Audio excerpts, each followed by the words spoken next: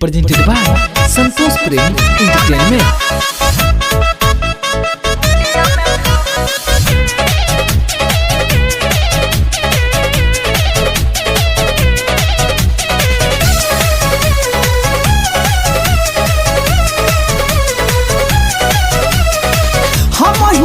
बाबा बालू बढ़म चारी नया तरीका से मन तर महारी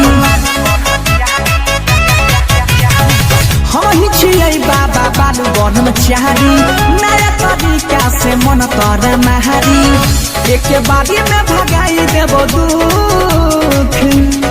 बाबा हमर गोर लपटावे छे, कोमरिया पिरावे छे और माथा करे छे टन टन टन।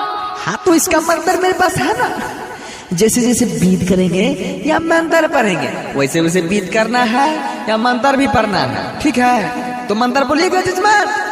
ओम तारा रा रा रा रा रा, ओम तारा रा रा पु, कि ओम तारा रा रा रा रा रा रा रा रा रा रा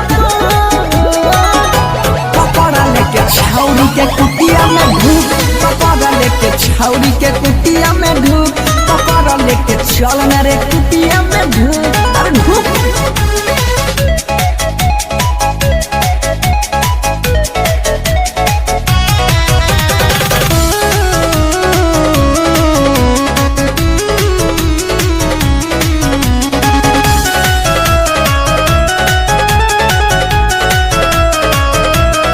सुन रे हमर चेला लगबे दे फसमो अकेला, छौरी के भूत झरबई बीच में ना कर तू झमेला। रसाल भर के मिटा वाला जैतै यहाँ अरे ए बाबा तुम्हारी चेलवा हन हमरा के बड़ा तंग करता।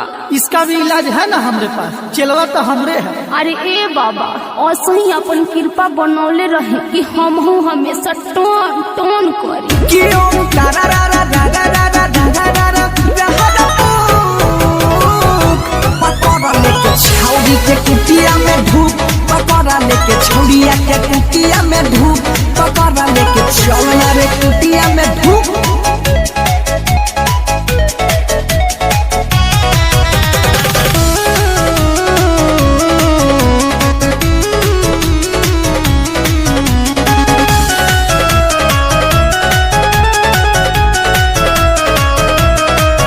जनतर के यसारा हैता दुख जरिए से मिट जाइता, मन तर इच्छा उतलिया परेशानी के सुलझाइता गे,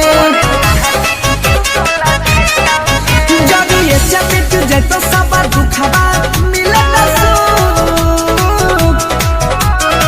प्रणाम बाबा, मौका मिली तो फेरू आए। अवश्य बच्ची, इंतजार करो। ओम तारा रा रा पु, क्यों तारा रा रा रा रा रा रा रा रा रा पकड़ा लेके छौरिया के कुटिया में ढूक, पकड़ा लेके छौरिया के कुटिया में ढूक,